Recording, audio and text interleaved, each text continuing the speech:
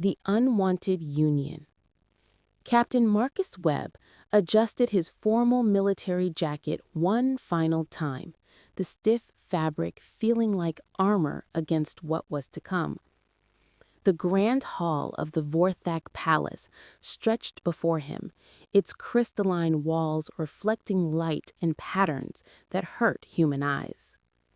Representatives from both Earth and the Vorthak Empire filled the space, their conversations a low hum of tension and barely concealed hostility.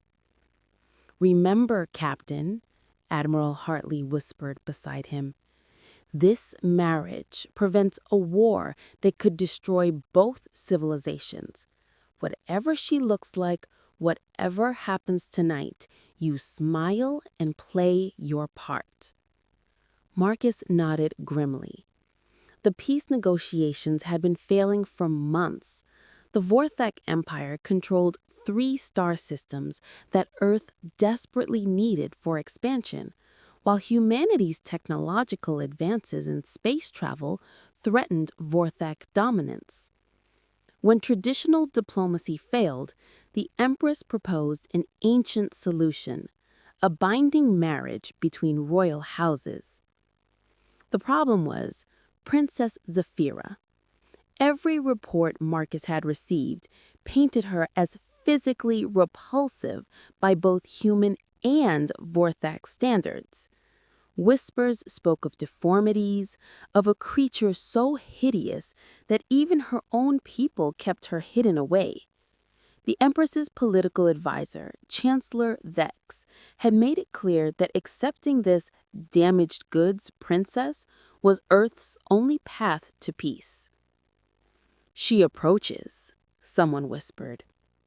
The massive doors at the far end of the hall groaned open. Through the entrance came a procession of Vorthak nobility, their tall, elegant forms moving with predatory grace. Their skin held an ethereal blue-silver shimmer, and their features were sharp, yet beautiful in an otherworldly way. At the procession's center walked Empress Calandra, her presence commanding absolute silence. Behind her, barely visible, came a figure completely shrouded in heavy, dark robes. The fabric was so thick that no hint of the form beneath could be seen. This had to be Princess Zafira. "Look at how they hide her," Admiral Hartley muttered. "This is worse than we thought." The procession halted before the ceremonial platform. Empress Calandra's violet eyes fixed on Marcus with the intensity of a predator evaluating prey. When she spoke, her voice carried the authority of someone accustomed to absolute obedience. "Captain Webb of Earth, you stand before the throne of Vorthak to accept the sacred bond of marriage with my daughter, Princess Zafira. This union will bind our peoples in peace and prosperity. Do you accept this responsibility?" Marcus felt every eye in the room upon him. Behind him, he could sense the Earth delegation holding their breath. Admiral Hartley had been clear about the consequences of refusal, immediate war, with Earth's colonies becoming prime targets for Vorthak aggression. "I accept, Your Imperial Majesty," Marcus replied, his voice steady despite the churning in his stomach. Chancellor Vex stepped forward, a thin smile playing across his angular features. "Excellent. Princess Zafira, come forward to meet your husband." The shrouded figure moved slowly toward Marcus. Even through the heavy robes, he could tell she was tall for a human woman, though shorter than the typical Vorthak. She kept her head down, and when she stopped before him, she remained perfectly still. "Remove your ceremonial coverings, Princess," the Empress commanded. For a moment, nothing happened. Then, slowly, delicate hands emerged from the robes and began unfastening clasps and ties. Marcus braced himself for whatever horror was about to be revealed. The heavy outer robe fell away first, revealing a lighter covering beneath. Then came the hood, and Marcus found himself staring at nothing. The princess wore a decorative veil that covered her entire face, leaving only her eyes visible through a thin mesh. But even those were obscured by the dim lighting and the veil's pattern. The marriage ritual requires skin contact, Chancellor Vex announced, producing an ornate silver band. Place this binding ring upon her hand, Captain. Marcus reached for the princess's hand. The moment their skin touched, an electric shock ran through him. Not painful, but startling and oddly pleasant. The princess's hand was warm, soft, and surprisingly strong. Her fingers trembled slightly in his grip. I, Marcus Webb, accept you as my wife under the laws of both our peoples. Marcus recited the words he'd been taught. Through the veil, he thought he saw her eyes whiten slightly, and when she spoke, her voice was barely a whisper. I, Princess Zephyra, accept this union. The ring slipped onto her finger with surprising ease, and immediately Marcus felt a strange sensation, as if invisible threads were connecting him to this mysterious woman. The Vorthak in the audience made a sound that might have been approval or relief. The binding is complete, Empress Calandra declared. Captain Webb, Princess Zephyra, you are now joined under sacred law. Tonight you will retire to the ceremonial chambers to consummate your union. The word hung in the air like a threat. Marcus had known this was coming, but hearing it stated so bluntly made his mouth go dry. Around them, the assembled nobles began to disperse, but Chancellor Vex approached the newlywed couple. The princess will be escorted to the ceremonial chambers, he said with that same thin smile. Captain, you will join her there in 1 hour. Guards will ensure privacy.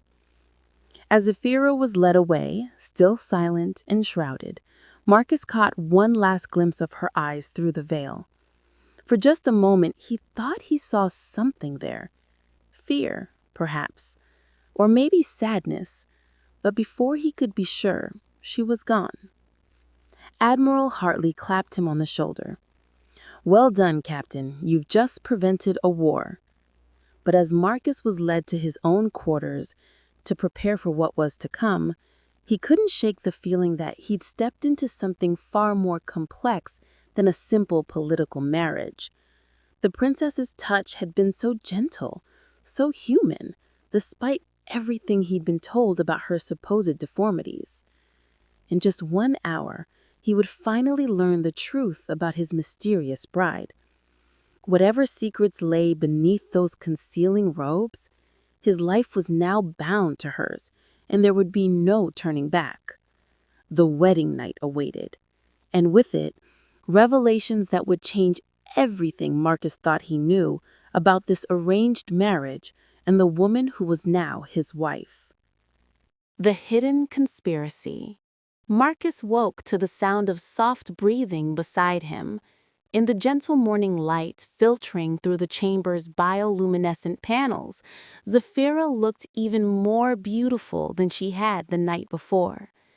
Her silver-shot hair spilled across the pillow like liquid starlight, and her peaceful expression made her appear younger, more vulnerable. The night had been a revelation in more ways than one.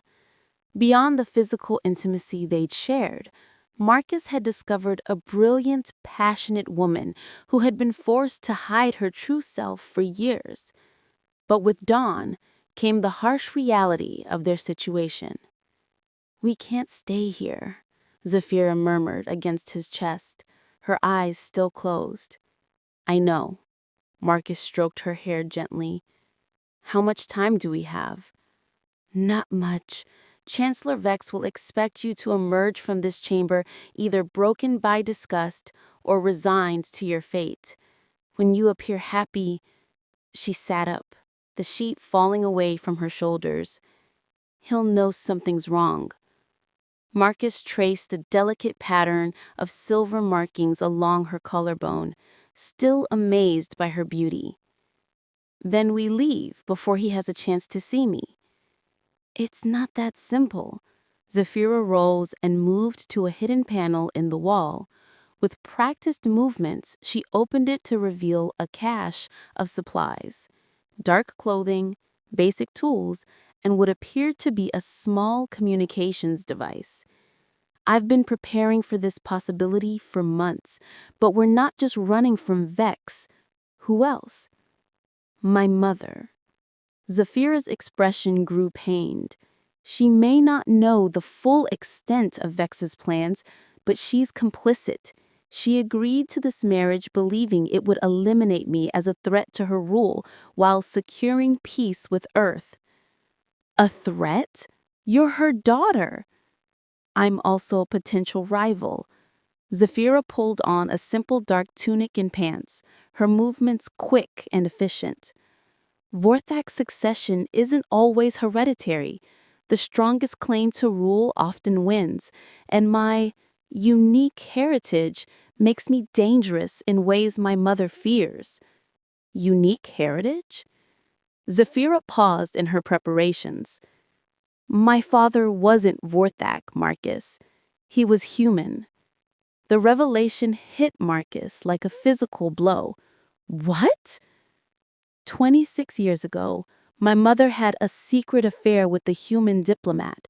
When she discovered she was pregnant, she had to choose between admitting the scandal or finding a way to hide it. Zafira's voice grew bitter. She chose concealment. I've been her shameful secret ever since. Marcus moved to her, placing his hands on her shoulders. That's why you look more human than the others, why your skin is softer, your features more familiar. Yes, and it's why Vex wants us both dead. A half-human princess married to a human captain, it threatens the pure-blood doctrine that keeps the Vorthak nobility in power. The sound of approaching footsteps in the corridor outside made them both freeze. Zafira immediately moved to the wall panel, pulling out a pair of breathing masks and small energy weapons. Time to go, she whispered. She led him to what appeared to be a solid wall, but her touch revealed a hidden door that opened onto a narrow service tunnel. The passage was dimly lit and barely wide enough for them to move single file. Where does this lead? Marcus asked as they began moving through the tunnel. To the old sections of the palace, ruins from before the current dynasty took power. Zafira moved with confident familiarity through the winding passages. I discovered them as a child. They're forgotten by almost everyone. They traveled in silence for what felt like hours, through tunnels that gradually grew older and more organic in design. Finally, they emerged into a vast underground chamber filled with the remains of ancient Vorthak architecture. My God, Marcus breathed, looking around at the soaring columns and intricate carvings. This is incredible. This was the original royal palace, built over 3,000 years ago, before my people became concerned with genetic purity and rigid hierarchy. Marcus breathed deeper into the ruins, what had once been a great hall. Broken statues and crumbling murals depicted Vorthak interacting peacefully with other species, including what were clearly humans. Your people weren't always isolationists, Marcus observed. No, we were explorers, diplomats, partners with dozens of species across the galaxy. Zafira touched one of the murals lovingly. All of that changed about 1,000 years ago when a group of pure-blood fanatics seized power. They rewrote our history, claiming that interspecies contact weakened us. Marcus studied the ancient artwork. And now your mother rules based on those lies? She believes them, Marcus. She genuinely thinks she's protecting our people by maintaining isolation and genetic purity. That's what makes her so dangerous.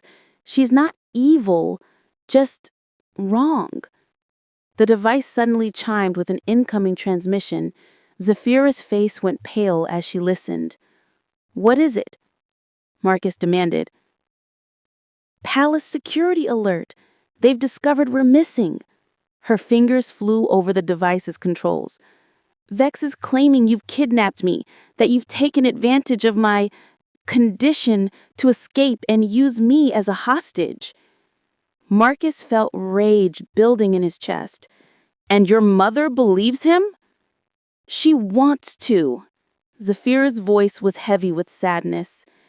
"It gives her an excuse to declare the marriage void and authorize deadly force to rescue me." "How long before they find us?" "Not long, but I have an idea." She led him deeper into the ruins, towards what appeared to be an intact section of the ancient palace.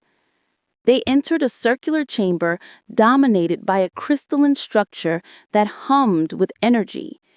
Ancient Vortex symbols glowed along its surface, and Marcus could feel power radiating from it. "What is this?" "A quantum communications array, built by the ancient Vortex to maintain contact with their allies across the galaxy." Zafira approached the crystal with reverence. "If it still works, we can send a message directly to Earth, bypassing all Vortex communications networks." "Telling them what?" "The truth." She began activating the ancient controls with surprising skill. "About the conspiracy, about my heritage, about what this marriage really means." As the crystal began to glow brighter, Marcus realized the full implications. If Earth learns that you're half human, that this marriage creates a true bond between our species, it changes everything. Zafira confirmed. No more need for genetic purity. No more isolation. The pure blood doctrine collapses. The sound of distant explosions echoed through the chamber. Vex's forces had found the tunnels. "How long do you need?" Marcus asked, checking his energy weapon. 5 minutes, maybe less if the array is fully functional." More explosions, closer now. Marcus moved to the chamber's entrance, preparing to defend their position. "Marcus!" Zafira called softly. He turned to find her looking at him with an expression of such love and gratitude that it took his breath away. "Whatever happens next, I want you to know that last night was the first time in my life I felt truly free." "It won't be the last," Marcus promised, just as the first of Vex's soldiers appeared in the tunnel's entrance. The battle for their future was about to begin. Trust and passion. Energy blasts filled the ancient chamber with brilliant light as Marcus dove behind a fallen column, his weapon returning fire at the advancing soldiers. The crystal communications array continued its work behind him, Zafira's desperate fingers dancing across controls that hadn't been used in centuries. "Status," Marcus called out between volleys. 30 seconds. Zafira's voice was tight with concentration. "The quantum tunnel is almost stabilized." A grenade rolled across the chamber floor. Marcus threw himself towards Zafira, covering her body with his own as the explosion shook dust from the ancient ceiling. When the debris settled, he found her looking up at him with fierce determination. "I've got a lock on Earth communications," she whispered urgently. "But the signal strength is—" Chancellor Vex's amplified voice echoed through the chamber, cutting her off.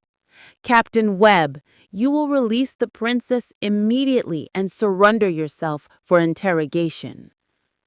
Marcus helped Zephyra to her feet, keeping himself between her and the tunnel entrance. Counteroffer, Vex.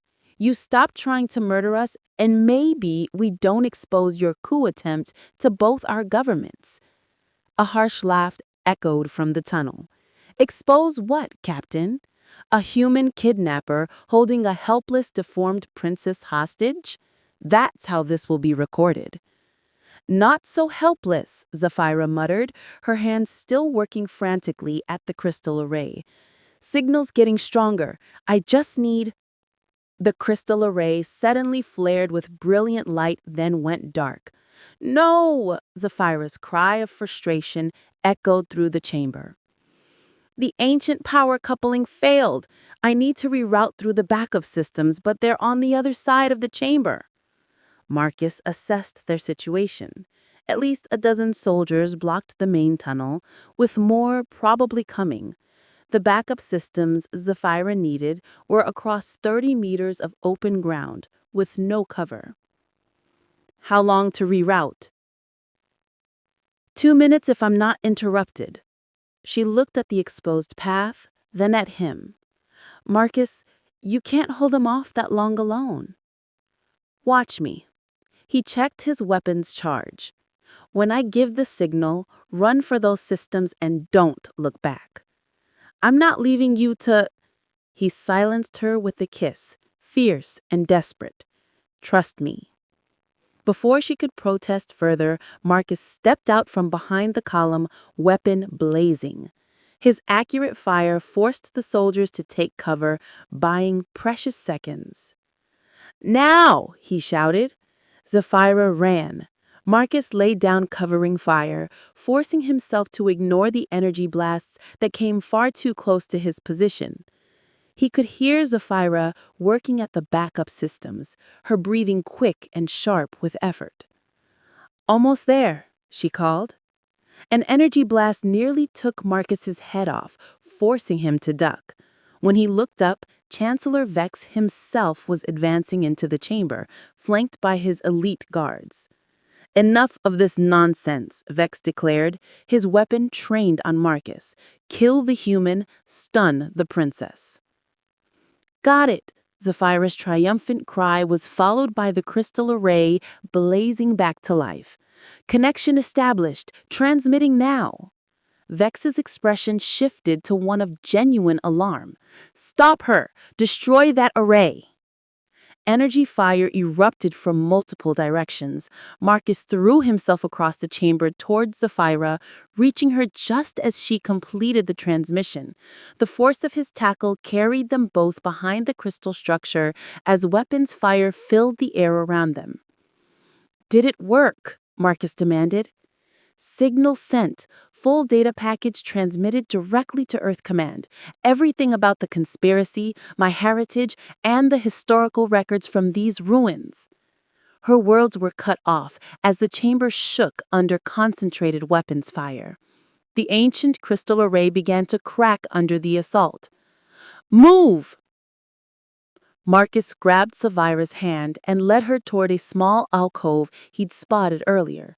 It was barely large enough for both of them, but the thick stone walls provided better protection than the failing crystal structure. Pressed close together in the confined space, they could hear Vex shouting orders to his men. Find them. They cannot be allowed to escape. There's another passage, Zephyra whispered against Marcus's ear. Behind that mural, but we'll have to cross open ground to reach it. Marcus studied the options. The soldiers were systematically searching the chamber, moving closer to their hiding spot with each passing moment. Together, he decided. On 3. They burst from the alcove, moving as one. Energy blasts erupted around them as they sprinted toward the ancient mural Zephyra had indicated. She pressed her palm against a hidden panel, and the wall swung inward just as Chancellor Vex himself appeared, weapon raised. Stop, Vex commanded. Marcus shoved Zephyra through the opening and spun to face the Chancellor. For a moment, the two men stared at each other across the ruined chamber. You have no idea what you've unleashed, Vex said coldly. Peace? I suggested. Understanding. An end to your reign of fear? The destruction of everything the Vorthark Empire represents. When the pure blood doctrine falls, chaos will follow. Planets will rebel. The Empire will fragment. Maybe that's exactly what needs to happen, Marcus said, then threw himself through the opening just as Vex's weapon fired. The passage beyond was ancient and winding, carved from living rock. Bioluminescent organisms provided just enough light to navigate by. Zephyra led the way with the confidence of someone who had explored these tunnels extensively. "Where does this lead?" Marcus asked as they moved quickly through the narrow passage. "To the old temple complex. It's been abandoned for centuries, but it has its own power source and communications systems." She paused to catch her breath. "If Vex follows us, he'll be on our territory." They emerged into a vast underground temple that took Marcus's breath away. Ancient columns soared toward a ceiling, lost in shadow, and intricate mosaics covered every surface. But what caught his attention most were the depicted scenes. Vorthark and humans working together, exploring the stars, building cities that incorporated both architectural styles. "This is what our peoples once were," Zephyra said softly, moving to stand beside him. "Partners, equals, family." Marcus took her hand, feeling that familiar electric connection between them. "This is what we could be again." She turned to face him, her violet eyes reflecting the ancient temple's soft light. "You realize that even if Earth receives our message, even if they believe us, nothing is certain. My mother might choose war over admitting she's been wrong. Your people might see me as an alien threat despite my human heritage." "Do you want to give up?" Marcus asked. "No." Her response was immediate and firm. "But I want you to understand what we're fighting for. This isn't just about exposing Vex's conspiracy. We're trying to reshape two civilizations." Marcus cupped her face in his hands, marveling again at the delicate beauty that had been hidden for so long. "Then we'd better make sure we survive to see it happen." Their kiss was desperate and passionate, fueled by the danger they faced and the love they had discovered. When they finally parted, both were breathing hard. "I love you," Zephyra whispered. "I love you too," Marcus replied, meaning it with every fiber of his being. The sound of distant explosions reminded them that their respite was temporary. Vex's forces would find this temple eventually. "There's one more thing I can try," Zephyra said, leading him deeper into the temple. "One final gambit that might end this before it destroys everything we care about." Revelations and Victory. The heart of the ancient temple contained something that made Marcus's breath catch. A perfect sphere of crystalline material, 10 feet in diameter, suspended in the center of a circular chamber. It pulsed with gentle light, and when Sapphira approached it, the illumination grew brighter. "What is this?" Marcus asked, feeling an odd resonance in his bones. "The memory core," Sapphira replied, her voice filled with reverence. "It contains the complete historical record of pre-isolation Vorthark civilization. Every treaty, every friendship, every moment of cooperation between our species and others." She placed her hands against the crystal surface, and suddenly the chamber filled with holographic images. Marcus watched in amazement as scenes from the past played out around them, human and Vorthark children playing together, scientists of both species working side by side, celebration ceremonies that included dozens of different alien races. "If I can broadcast this directly to the palace, to the capital cities, to the fleet commanders?" Sapphira's eyes blazed with determination. "The people will see the truth, not Vex's version, not my mother's propaganda, but actual history." Can the memory core do that? It was designed to. The ancient Vorthark wanted to preserve their legacy for future generations. Her hands moved across the crystal surface, activating hidden interfaces. But the broadcast will require enormous power. It'll burn out the core permanently. Marcus understood the implications immediately. And without the memory core, this history could be lost forever. Yes, Saphira's voice was steady, but he could see the pain in her eyes. It's the ultimate gamble. Save our civilization's future by destroying our past. The sound of approaching footsteps echoed through the temple passages. Vex's forces were getting closer. Do it, Marcus said, without hesitation. Saphira looked at him in surprise. Marcus, you don't understand. I understand perfectly. He moved to stand beside her at the memory core. The past is gone. We can't change it, but we can still shape the future. Her smile was radiant with love and gratitude. Together, together. They placed their hands on the crystal simultaneously. The moment their skin touched its surface, Marcus felt a rush of sensation unlike anything he had ever experienced.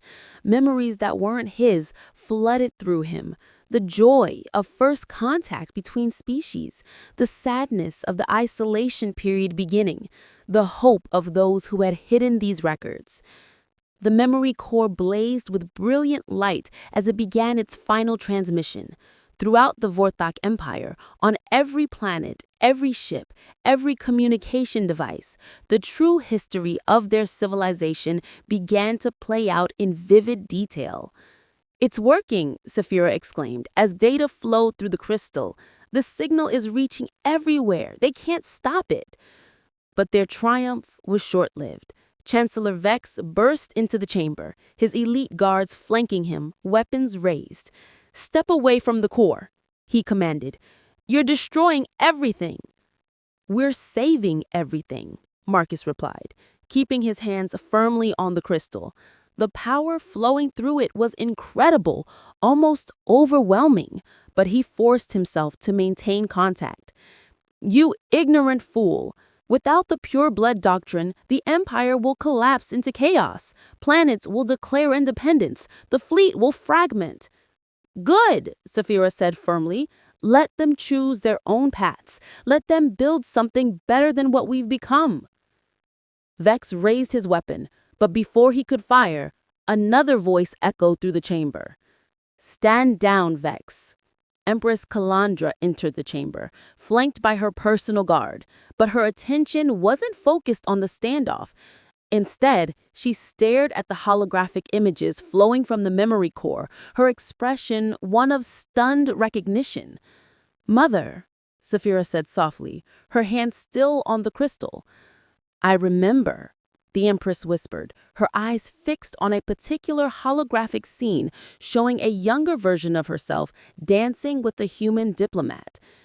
"I remember him. Your father." The admission hung in the air like a confession. Vex's face twisted with rage. "You see, this is exactly what I was protecting the Empire from. Weakness, sentiment, the corruption of our pure bloodline." "Our bloodline was never pure, and it was never meant to be." She approached the memory core, watching as more scenes played out around them. "I was a coward, Saphira. I let fear and politics separate me from the one I loved. I let that same fear drive me to hide you away, to deny what you represent."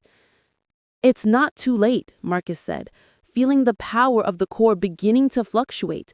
"The broadcast is almost complete. The truth is spreading. People are choosing." Through the crystal, they could hear voices from across the empire, fleet commanders declaring their support for reunification, planetary governors calling for new alliances with other species, citizens demanding an end to isolation. "No," Vex raised his weapon toward the memory core itself. "I won't let you destroy everything we've built."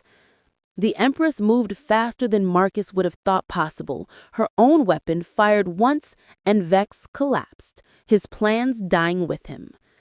"The Empire dies today," she said quietly. "Let something better be born from its ashes." The memory core's light was beginning to fade, its power nearly exhausted, but the transmission was complete. Across dozens of star systems, the truth was spreading like wildfire. As the crystal went dark, Marcus and Sapphira finally stepped back, their hands finding each other instinctively. The chamber felt strangely empty without the core's presence, but filled with new possibilities. "What happens now?" Marcus asked. Empress Calandra looked at her daughter, and for the first time in years, her expression held genuine warmth. "Now we begin again, the three of us, and everyone who chooses to stand with us." She turned to Marcus. "Captain, your marriage to my daughter is the foundation of a new alliance between our peoples, not an empire and a subjugated world, but true partners." "And if some groups refuse to accept the change?" Sapphira asked. "Then they'll have to build their own path, just as we will build ours." The Empress smiled. "The age of enforced unity is over. The age of chosen cooperation begins." 6 months later, Marcus stood on the observation deck of the newly constructed Harmony Station, watching as ships from a dozen different species approached the massive space platform. The station itself was a marvel of cooperative engineering, incorporating design elements from every civilization that had chosen to join the new alliance. "Nervous?" Sapphira asked, moving to stand beside him. She wore the flowing robes of a diplomatic ambassador, her beauty no longer hidden, but celebrated as a symbol of unity between peoples. "Excited," he corrected, taking her hand. "Who would have thought that a forced marriage would lead to this? To the rebirth of galactic civilization?" Sapphira smiled. "Or to us falling in love?" "Both." They watched as the first wave of ships docked with the station. Humans, Vorthok, and representatives from species that had been isolated for centuries streamed through the airlocks, beginning the work of building a new future together. "Any regrets?" Marcus asked. Sapphira turned to face him, her violet eyes sparkling with joy and determination. "Only that we didn't start sooner." As their lips parted, Sapphira smiled up at her husband. "Ready to change the universe, Captain?" Marcus smiled back. "With you? Always." Hand in hand, they walked toward the great hall where their real work was just beginning. The forced marriage was over. The chosen partnership that would define their lives had just begun.